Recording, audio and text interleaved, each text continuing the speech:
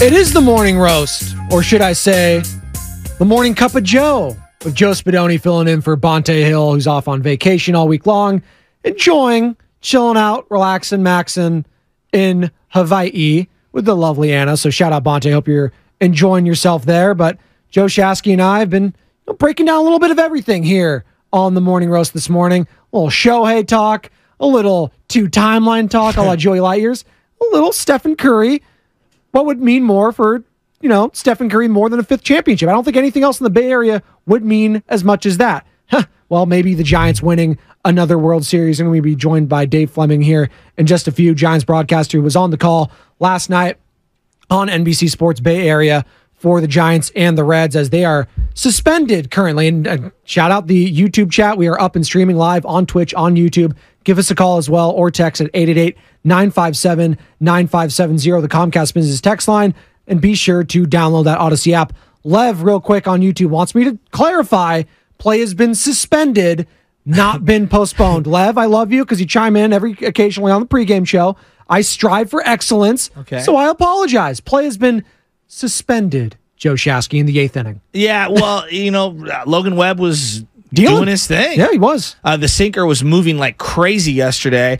And Ellie De La Cruz made like 3 different plays at third base where you're just like, oh my God. And how about the kid who was debuting from Walnut Creek? Yeah, that was pretty cool. The shortstop. Yeah, that was awesome to watch. And then obviously Jonathan India getting the Oppo Taco, tying it up there. And then they left the game with Giants runners on second and third, 1 out. I was thinking about, there's lots of different ways to develop a team. And we've talked a lot about trades as opposed to just free agency when it comes to the Giants. Can you imagine if you're a Twins fan this morning? You got to be a little sick. You signed Correa to this big deal, and he's a really good player, right? You traded away Arias, who's one of the hitting champions this year of the Marlins. He's trying to bat 400.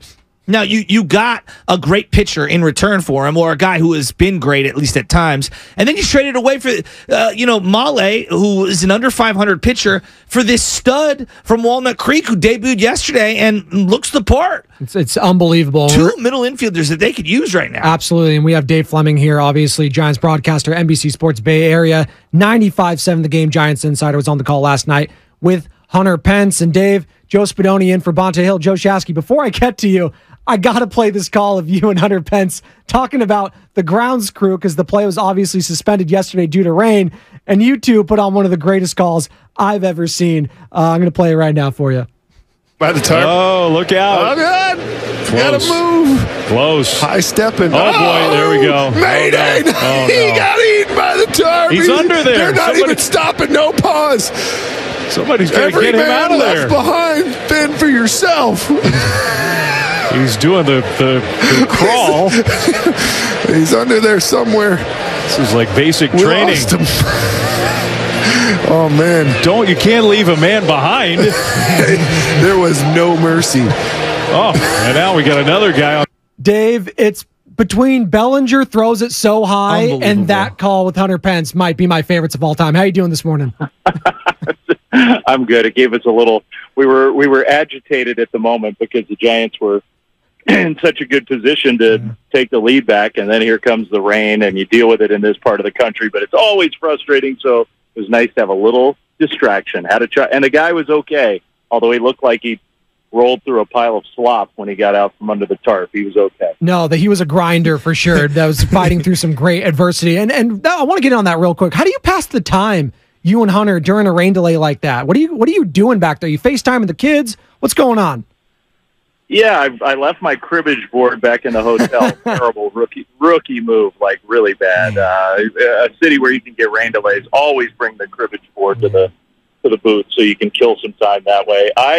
Last night, we did do a lot of updates, so we came back live every few minutes, which limits. I can't just wander the park or whatever. I got to stay close. We spent part of the time. Hunter Barry Larkin is doing the telecast for the Reds, and Hunter tapped me on the shoulder when we first got in the booth and was like, is that Barry Larkin over there? And I said, yeah. He goes, oh, that was one of my favorite guys. I said, well, let's go over and talk to him. So we went over there and hung with Barry and their TV crew and talked some ball with them. Just a really fun guy to talk to. So you kind of do that, wander around, look for some old pizza somewhere or whatever, to have a snack, pass the time that way. It's not all that glamorous or exciting. No, but you know what is glamorous is this 5-game winning streak the Giants are currently on. Obviously, sweeping the Pirates coming out of the break was big, and there was some weather in Pittsburgh as well. I'm just feeling really good about where the team's at right now. I know that there's a variety of things that can go sideways with these injuries, and we're waiting for some guys to come back from being healthy. But seeing Conforto really deliver in these clutch moments, God, I'd love to see them find a way to work a multi-year extension in with him. Yeah, I think they'd like to. I do. I mean, I think it's very likely. We all know Michael's a Scott Boras guy, and that's okay. I never hold it against players. Like, Scott does well by his players. Like, if I were a player, I'd be pretty interested in working with Scott myself. He does right by his guys, but it complicates things when you're trying to do something like that. Like, he's just very, very unlikely to do anything before hitting the open market in the off season. So I think the Giants would definitely be interested. Michael's been a great fit. He really likes it here, as everybody does. I mean, the Giants have a culture right now going of when players show up here, they're happy. Part of that is the support staff. The Giants have just a really cool group in place, coaching staff, but also all the behind the scenes folks. The Giants don't cut any corners when it comes to keeping the players happy, healthy, comfortable. We stay at every big league team stays at nice hotels. We stay at the nicest hotels. Every team has family days. The Giants have family trips where they spend tens of thousands of dollars to bring everybody down to Disneyland as a group. The Giants do things like that keep players happy. And it does pay off when you get a guy like Conforto. Like, I think he really would like to stay, but it is still a bottom line business. So they're probably not going to be able to do that before the year's out. But I'm with you. I mean, he's been a really good fit for this team, and he's on a hot streak right now. When he comes up, you feel like big things are going to happen. He's swinging the bat well. Dave Flemming joining us right now on the Morning Roast. Joe Spadoni in for Bonta Hill, Joe Shasky. Dave, what are your impressions of Ellie De La Cruz, man? This young phenom, he is throwing some heat at third base. He's taking away doubles. This guy's ridiculous. What are your impressions of him so far? Yeah, I mean, obviously the tools are just almost literally, sometimes you use the term off the charts.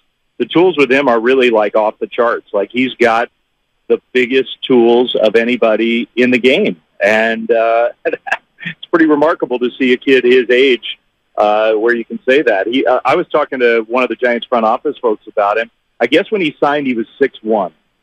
And so he signed, he was a talented young guy, and then almost immediately after he signed, he had this growth spurt where he became this kind of physical monster. The thing I love about him, two things. Number one, obviously the energy level and the enthusiasm is infectious. Like, it's just a positive presence on your team. We've seen that with some of the Giants' young guys. This guy's like that to the 10th degree.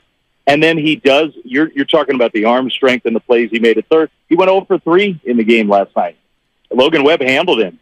He didn't hit the ball hard for all those loud tools. And yet he still was a big part of the game because he can impact the game in so many different ways. I mean, we're going to see he is going to reach base in this series, and he is going to want to test Patrick Bailey, and that's going to be a fun moment. Like, when he's at first base, I can guarantee you he's going to go, and Patrick is going to have a chance, and we're going to see one of the great young catchers in the game against one of the great young overall talents in the game, and let's see how it goes. I'm looking forward to that. Yeah, I'm glad you brought up Patrick Bailey. When you look at since his arrival, they're 15 games over 500, and he is leading all of Major League Baseball in a variety of catcher metrics since being called up. I mean, I knew he was good defensively in the minors. The bat has obviously been a revelation at the big league level, but boy, he seems to be everything that you want in a player and then some, right? Flem, I mean, You're around him, so what's he like, behind the scenes? Yeah, I think he's going to be the catcher for a long time here. I do. Even after just a few weeks, I think it's pretty safe to say that. Behind the scenes, he's first of all, he's a really delightful, nice young guy. Like, not big leaguing anybody because he's had some success. Not sulking around because he's playing he's just a nice young man. pitchers absolutely love throwing to him. I mean, I think one of I've probably said this to you before, Joe, but like one of the things that told me immediately, because Logan Webb and DeSclafani and Cobb all had been using the PitchCom to call their own games for the first couple months. Patrick shows up, and literally after one start, those guys put those PitchCom devices away, and that Bailey's calling the games. Like, this is a rookie catcher who'd been here a week, and you got a guy who's arguably the best starting pitcher in the National League right now saying, I'm going to defer to you. I mean, that is a pretty powerful message about Patrick Bailey. So he's been transformational for this team. He's going to be an anchor for the Giants for a long time to come. Yeah. The one note of the note of caution, and it's not, I don't really say this as a criticism, but you can already tell he's getting a little bit worn down physically. Like he is a guy the Giants are going to lean on hard, and he's going to have to dig deep over these next 2 months because he's never been pushed like this. He worked on his body in the offseason and got stronger. He's going to need to do that again this next offseason. Like, if you want to be that guy for a franchise where you're going to catch 120 out of 160 games or whatever the number is, he's going to have to put in a lot of work this offseason to get prepared to do it, because right now he's most of the way there, but I would say, you're already seeing a guy who is kind of fighting it at the plate because he's just being taxed and pushed, and it's totally normal. It's totally natural.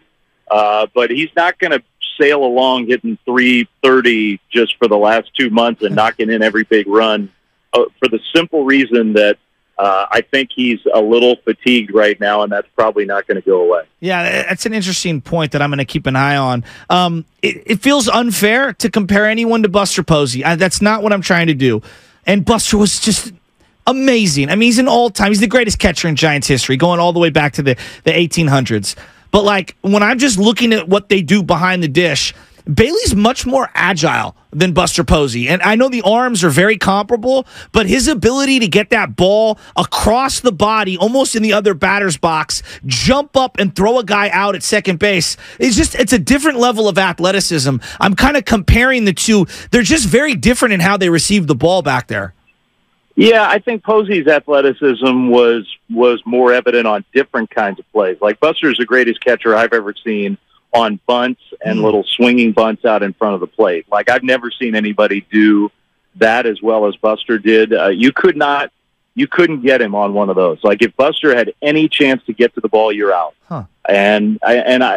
So that's a different kind of athleticism. And one thing about Bailey that makes it a little harder to compare the two is Patrick has become embedded and wedded to the one knee down thing that the Giants teach. And it makes him an awesome pitch framer. The low pitch, he just gets it over and over and over again because he's so good at it. But I asked Patrick about it, and he said, I wouldn't know what to do if I went back in the crouch now. He said, I am 100% dependent on being down on one knee. And so it is really impressive how agile he is from that position, how much he's worked. And Craig Alvarez gets a lot of credit, too, the Giants catching coach, who has worked with him tirelessly over the last few springs and at the alternate site and all this other stuff to become better at that and perfect it, and he has perfected it. Look, the comparison is unfair. How many catchers, I don't know the number, how many catchers have there been in Major League history? 1,000, 2,000? Yeah, and 19 in the Hall. Only 19.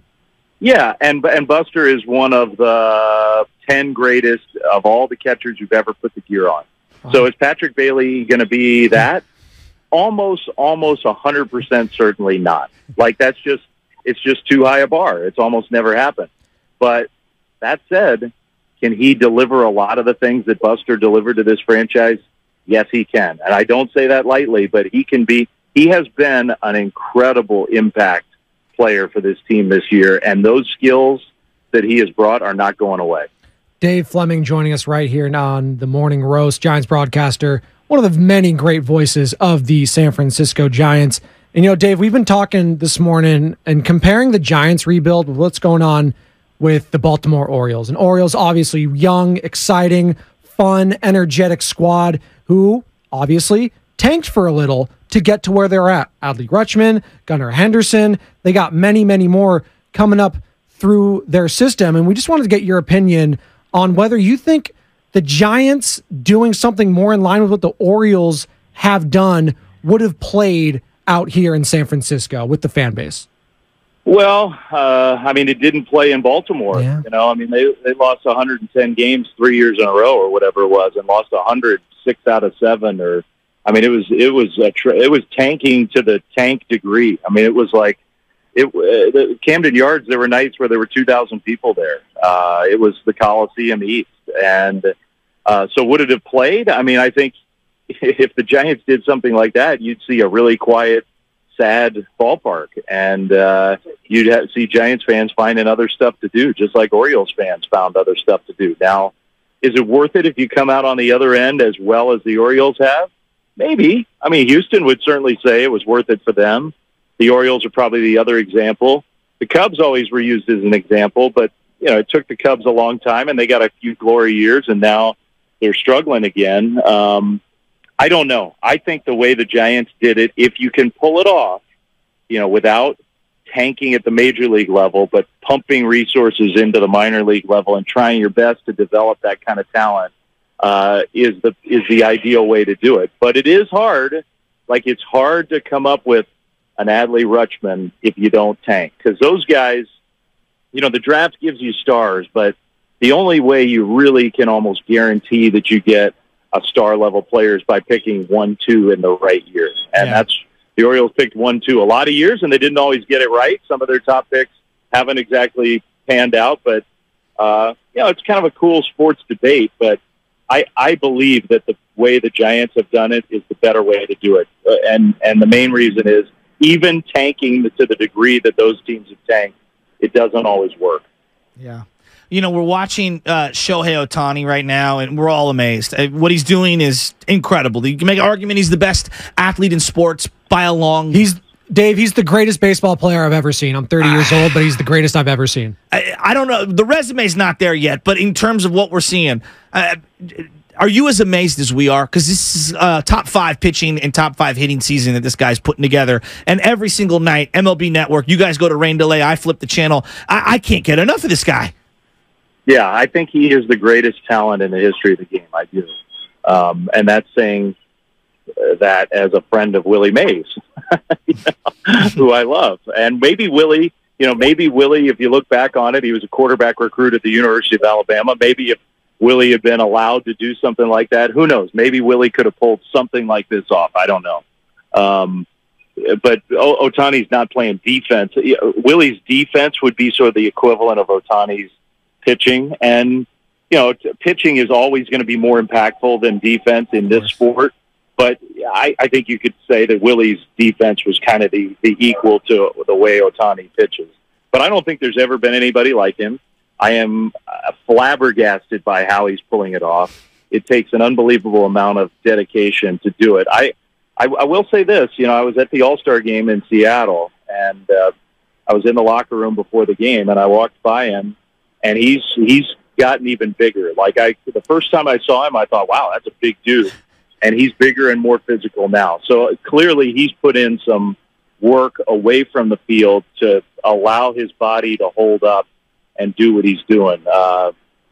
There's nothing like it. He is the biggest show in baseball. He's the biggest show in sports right now. And there is a reason why, you know, that team, which is completely irrelevant in a lot of ways, is relevant more than any other club right now. It's him. Yeah, there's no doubt about it. And Alex Cobb at the All-Star game talking about how he wants to recruit him to come to the San Francisco Giants. Clearly the Giants are going to be in on Otani, and that's not the question I want to ask you.